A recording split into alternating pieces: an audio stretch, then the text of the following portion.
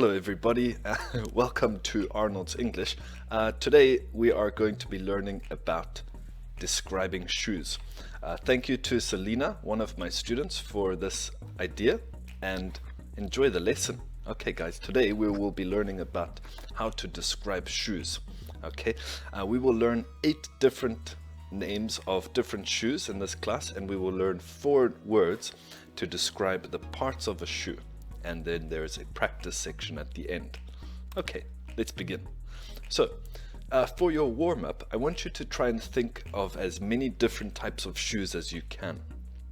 Okay, so think of casual shoes that you might wear, formal shoes, work shoes, or shoes fit for a special purpose, such as diving perhaps, or working in the snow, or walking on something very slippery, anything like that.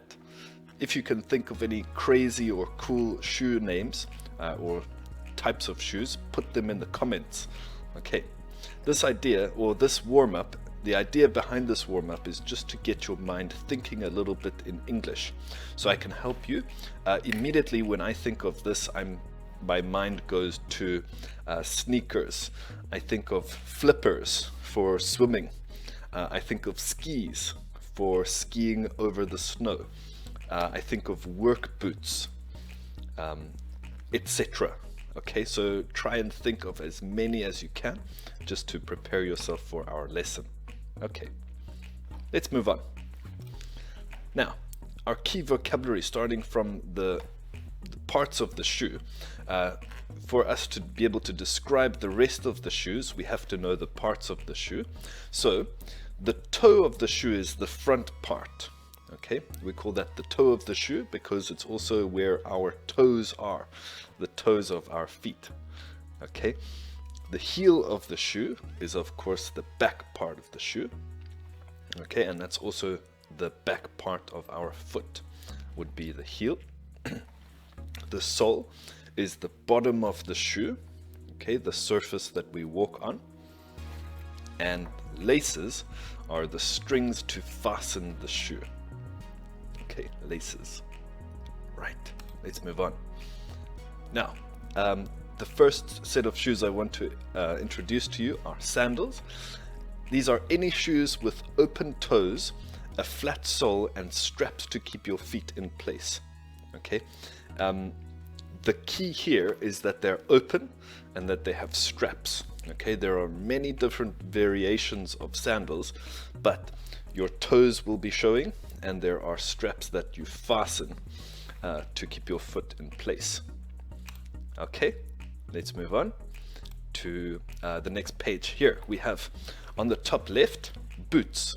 Boots are shoes that cover the upper part of the ankle with thick soles and a really hard outer material. Okay, so usually it's like leather or a fake leather that's quite tough. Okay, boots can be worn by men or women. Okay, just to the right of boots and a little bit down, we have these brown shoes, and these are what we call dress shoes. Okay, for women they're dress shoes, for men they are dress shoes. Okay, for men they are also sometimes called Oxford shoes, Oxford, right? These are formal or semi-formal shoes that are worn to a variety of occasions. That's what I've written over here, but as you can see they're quite formal and quite nice. They wouldn't be just for walking around in the street. You might damage them.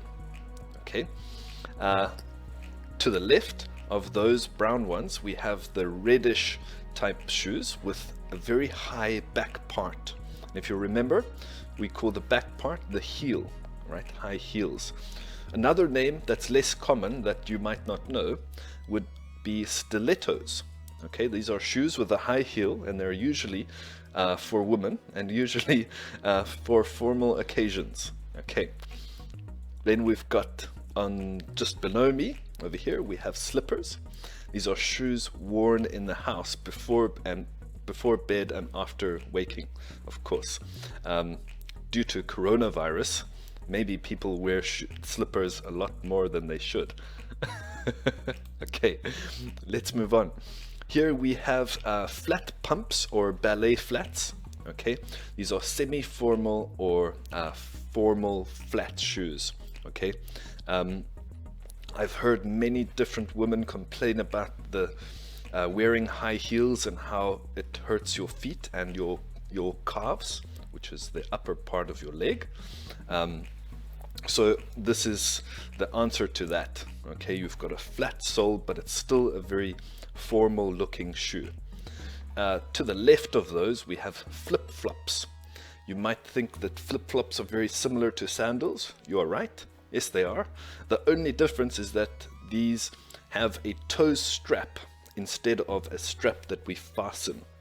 Okay, so that's a flip-flop, right? If it just has a toe strap. We would wear it to the beach, for example. Okay, then we've got sneakers or trainers. Okay, so sneakers or trainers are shoes that are specifically designed for exercising. Various types of exercises that we have to do, okay, or that we can do. To the bottom and to the left, we have sneakers. These ones I would call them sneakers rather than trainers, because they're casual shoes which are like sporty and comfortable. Okay, so I've said here comfortable sport shoes for casual wear. To the right, we have knee-high boots. Okay, these are called knee-highs because they're boots that come up to under the knee. Okay, you could also have ankle boots, meaning they come to above the ankle. Okay, these knee-high boots also have a high heel. It doesn't necessarily mean that all knee-high boots have high heels, but here you could say a high-heeled knee-high boot. Okay, but it could just have a flat sole or a wedge, for example. Okay, let's move on. Now, I'd like you to test your knowledge, okay? This is a very short, little, powerful English lesson. So what do we call the front part of the shoe? What do we call the bottom part? What do we call the back part? And what do we call the part that you tie? Okay, if you're not ready for the answers yet, then pause me. And you can unpause me now when you're ready, and I'll give you the answers. So the front part is the toe, the bottom part is the sole, the back part is the heel, and the part used to fasten the shoe we would call your laces. Okay. Now, here, test your knowledge. Look at the pictures and try to remember which ones are which. Start from over here, then move down to the one next to it, above, and then to the left. Okay, try and think of the different names of them. I'll give you a minute, maybe less than a minute. Okay, these are sandals, right? I mean slippers, excuse me, slippers to be worn inside the house, right? Just next to the slippers we have high heels or stilettos. To the left of the stilettos or the high heels we have trainers, okay, or sneakers. Just above those we have boots, okay, and to the left of the boots we have sandals. Okay, so remember, sandals are the ones with the straps. All right, let's move on. Here, starting from the same order, go down here first. Okay, try to think about this one, the next one, the one after that, and then the one on the far left hand side. Okay, these ones down here, ballerina flats or or flat pumps. You can call them flat pumps. Okay, just to the left of them, they are almost like like trainers, but they're called sneakers. Okay, to the left of those ones we have flip-flops, right? Remember, they've got the toe strap. And then all the way to the left, on the left hand side of the slide, you have knee-high boots. Okay, knee-high boots. Let's move on. Now, what I'd like you guys to do is take a minute of your time to have a look at the vocabulary right at the top here. stilettos, high heels, sneakers, boots, knee-high boots, flip-flops, sandals, trainers, flat pumps, ballet flats, or slippers. Okay, some of these will be interchangeable, but I will give you the answers at the end. Okay, we have 8 sentences. One sentence here uses a vocabulary word in the lesson that is not written over here. Okay, so try and think which one that will be. I'll read them to you. Sarah, did you see these beautiful... I think they would be perfect for your sister's wedding in August, and you'll be able to dance all night with the flat soles. Okay, that's my clue. 2. Are perfect for a formal function like an evening gala or prize-giving ceremony. Okay, which ones would that be?